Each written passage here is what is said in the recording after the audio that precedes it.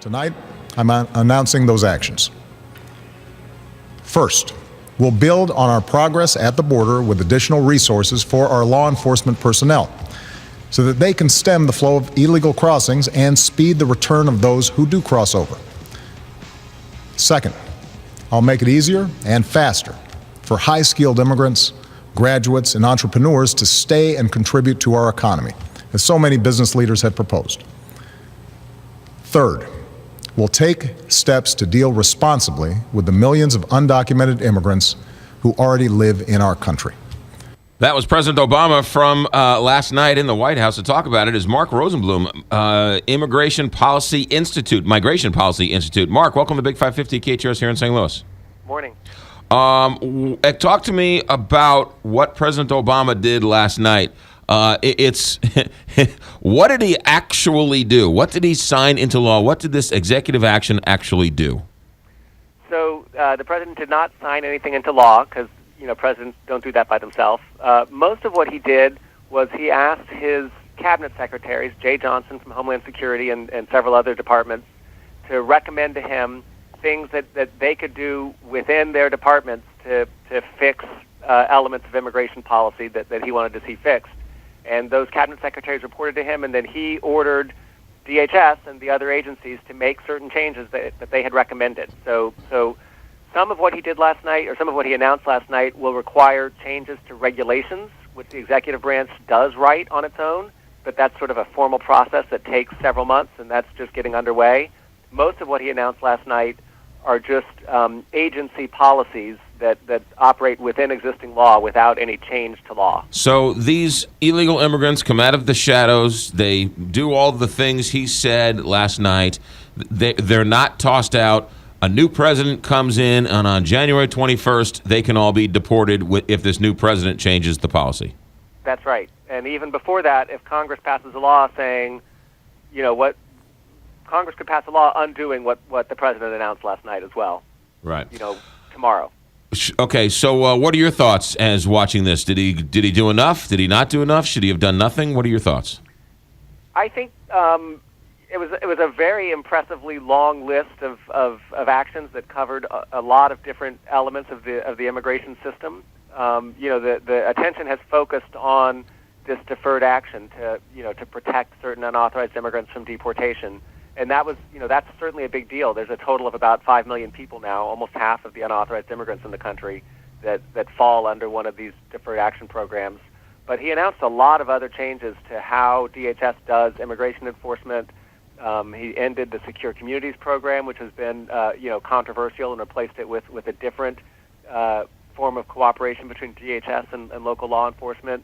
And he announced quite a few changes that will affect the ability of high-skilled immigrants to enter and remain in the U.S. This new parole program for entrepreneurs, and new rules for how students can remain in the country while they're applying for a visa.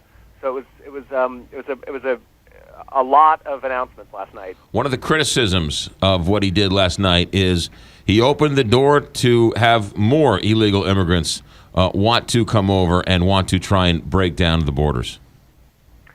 Well, yeah. I mean, every time we talk about a legalization, and both in the United States and in other countries, that's an issue. That it sends a message to future unauthorized immigrants that, look, if you come, you might be formally permitted to stay. So, with the announcement last night, the only people who qualify are people who have already been here for 5 years. So no new unauthorized immigrants are going to come in and benefit from this program. But if this sets a precedent that the United States legalizes people 5 years later, then that does send, that's something that's an important counter argument and something that policymakers need to guard against. Found it interesting that he said that we've had the lowest border crossings since the 1970s and the most deportations in years. Is that accurate?